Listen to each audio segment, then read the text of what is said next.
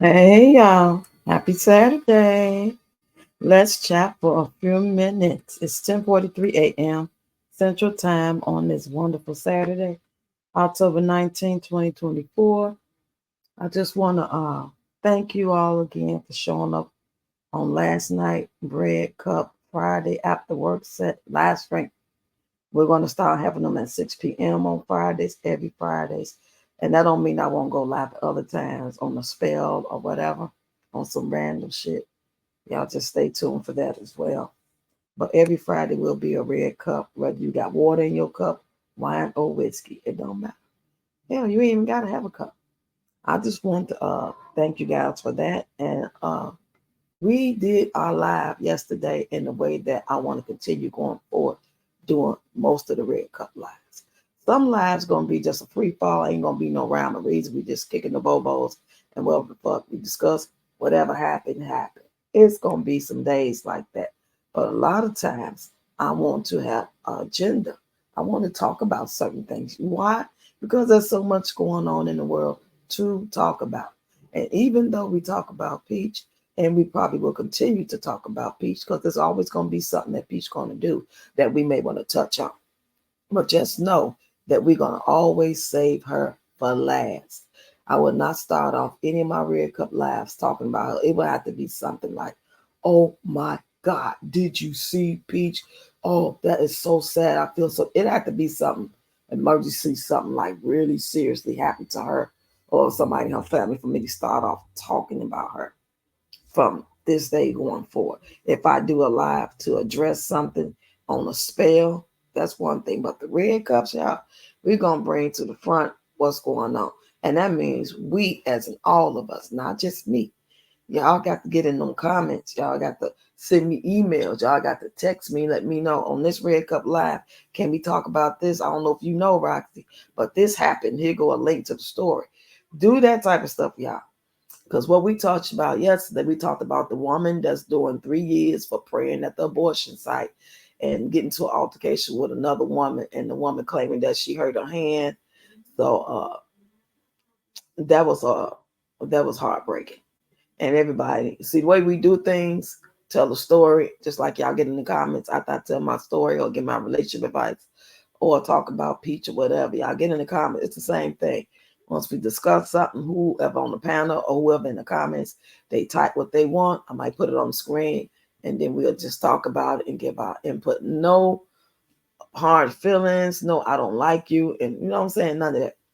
Then we talked about Burner Boy on Twitter saying they got pictures of him and different little stories coming out about him as well as the FBI allegedly there's a story going around saying the FBI has been selling picture videotapes to the artists that they found in Diddy's place on the tape. So I guess when they raided, they found these tapes.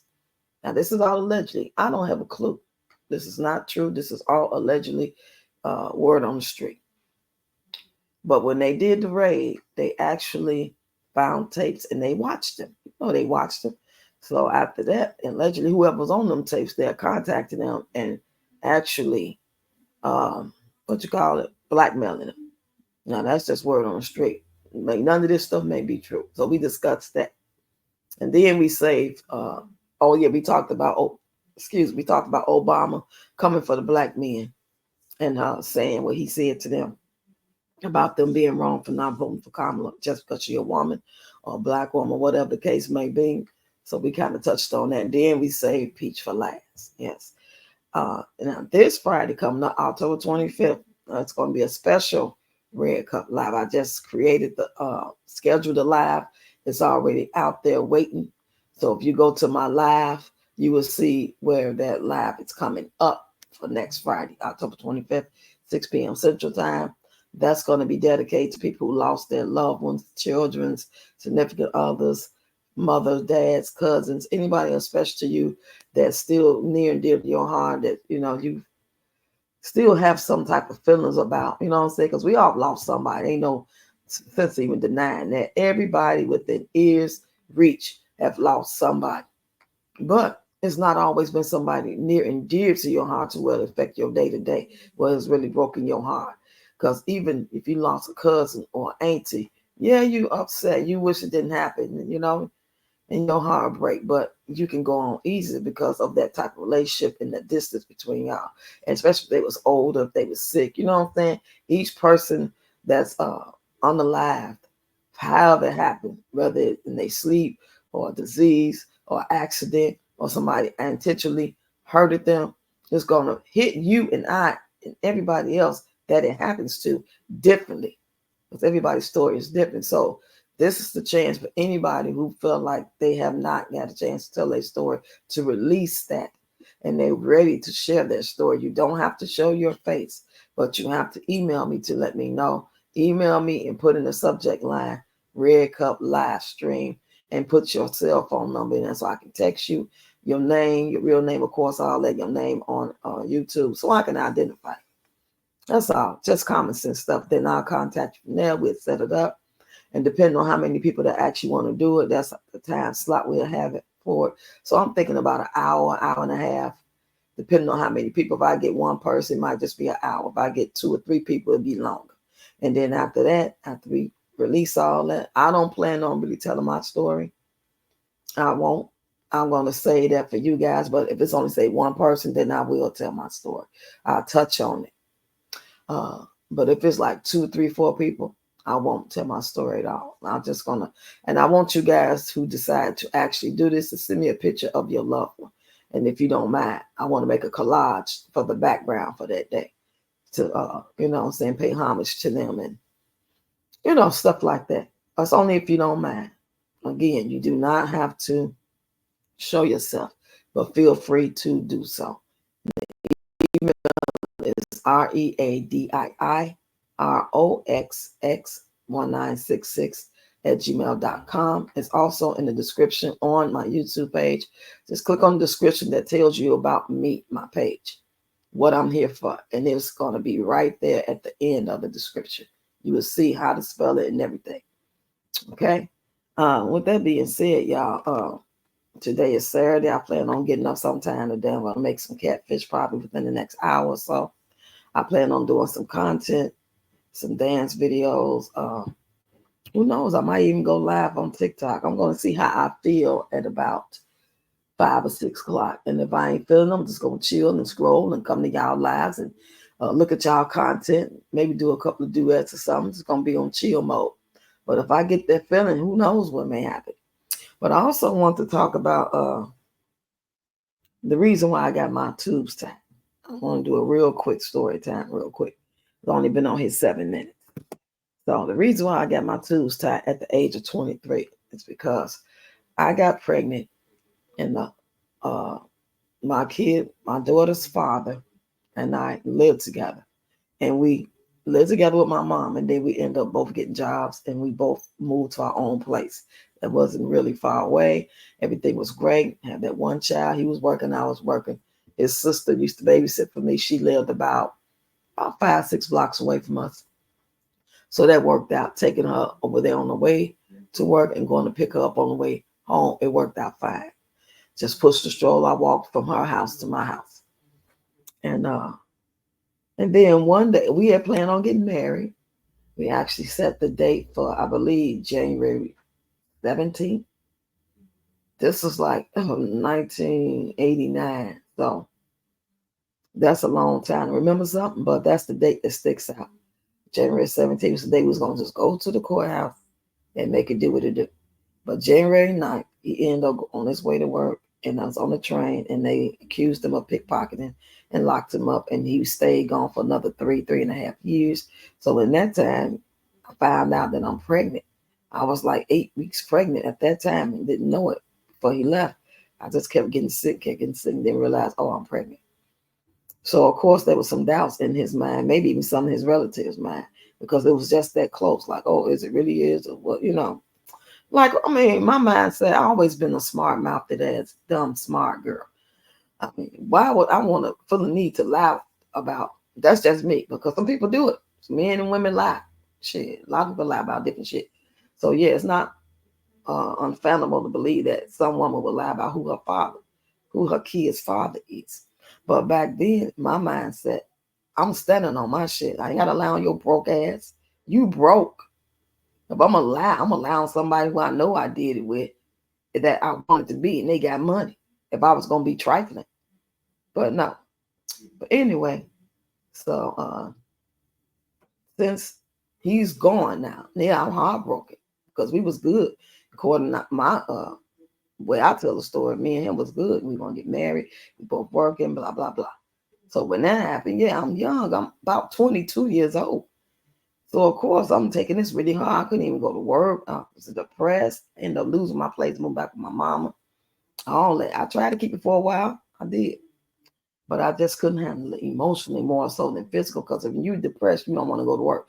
You don't go to work, you can't make no money. So it was so bad that the landlord, she was a nice lady, a nice black lady, and she helped me move my stuff to my mom's house. She know I didn't have the rent. She know what happened. I was pregnant. So she did that for me. And it was a nice little place too. It just was cold. She wasn't good when it came to pushing up that heat. But anyway, so just I know I'm pregnant. He's in jail. He ain't getting out no time soon. 3 years, even though I feel like he's the love of my life. Now I'm gonna wait for him. I'm gonna be with him to get out. I'm mad at the judge. I'm mad at the world. Why could you take the man I love away from me? I was just that deep in it. But still, that smart part of me said, bitch, if you don't get them tubes tied, you're gonna end up having somebody else's baby. Because you know that you're gonna want to do what naturally comes. Well, people like 3.5 years, a long time. A year, be different. It was just a year. I could wait a year. I mean, I've been celibate.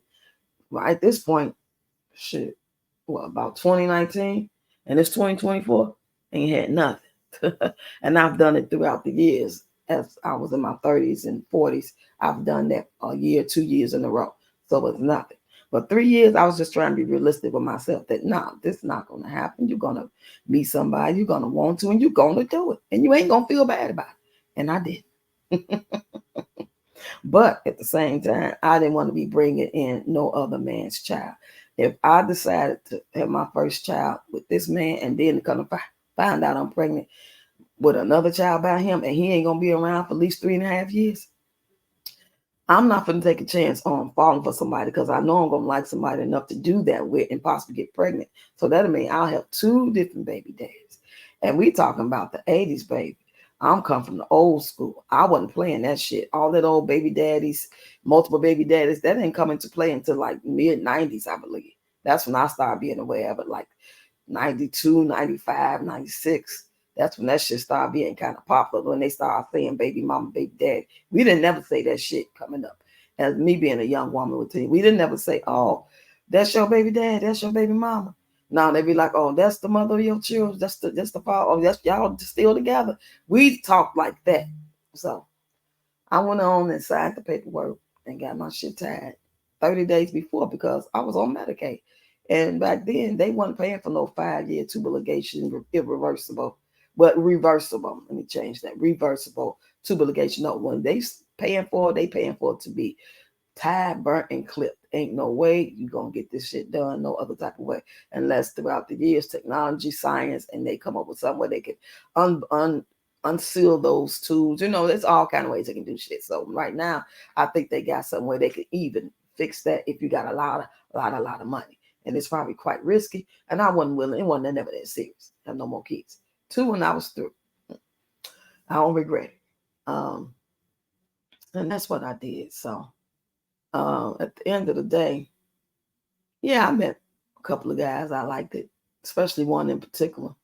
I mean, a lot of guys I dated here and there and kicked the bobos with and, did things with, but I didn't think about having no babies with them. But it might have been 1, maybe 2 that I probably wouldn't have mind, because I had women ask me, older women, why would you do that?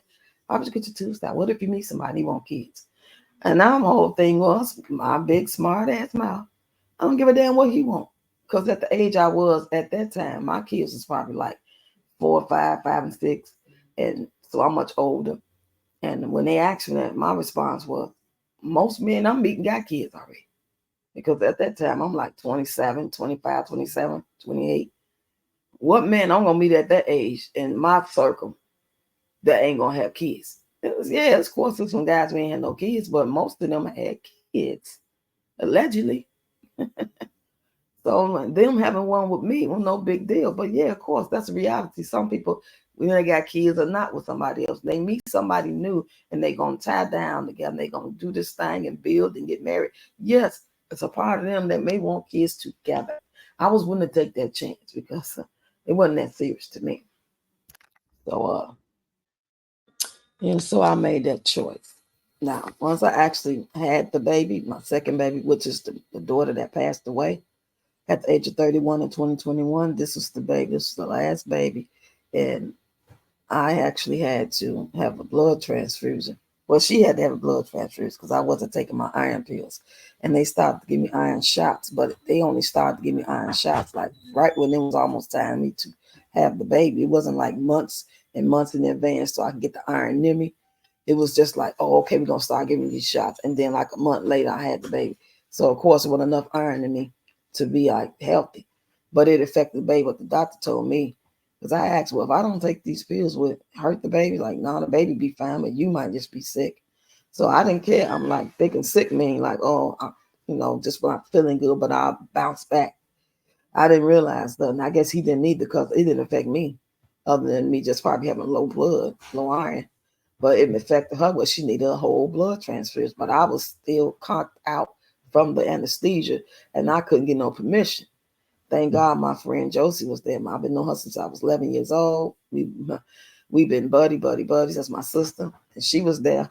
And she gave permission for them to go and give her the blood transfusion. Because if not, they would have had to let her pass away then. So no, I'm glad. I'm so happy. So, and then they wouldn't have tabbed my tubes. They would have just tore that paperwork up or waited till I woke up to see if I still wanted to do the operation to get the tubes tied, being that I would have been losing my child. So it worked all out. At least that's what I thought. So in my mind, I want to control things. I want my life to be a certain way. I see it a certain way. I seen it this way. I seen it that way. It didn't work out. He went to jail. Okay, well, since he's in jail, I see it this way. I'm gonna do it this way then, because I already know I might want to get involved. I want to have no different baby kids or different baby daddies, 2 different baby daddies, 3 different baby daddies. Because a lot of relationships ain't gonna work out. You're gonna do with somebody else. You're gonna like them. Y'all gonna do things. You can get pregnant. So I call myself preventing that. Just for me to have 2 daughters and everything smooth. I ain't really worried about a whole lot because I ain't got no bunch of kids to worry about to take care of and stressed out about. Just for her to grow up and have 5 kids back to back. So I end up still having a bunch of kids because I was there from the beginning all the way up to her end. And I was there on a day-to-day basis helping out as if I was the mom.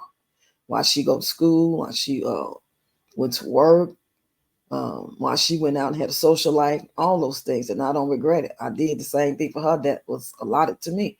My grandmother, my father, my mother helped me with my kids, so I never had to worry about not being able to go to work, not being able to go to school, hair school or whatever, not being able to go to the club. So I did it for her. Anyway, I just want to share that little story real quick with y'all. I don't want to be on here more than 20 minutes. I'm about to let y'all go. I hope y'all enjoyed this little pre-recorded video. And I will see y'all later. Get in the comments. Let me know you was here. Hit the like button. Don't forget to become a member. Always know that you can support the channel via Zelle or PayPal. PayPal at Foxy Roxy 196654. That's FOXY ROXY 196654. Talk to y'all later.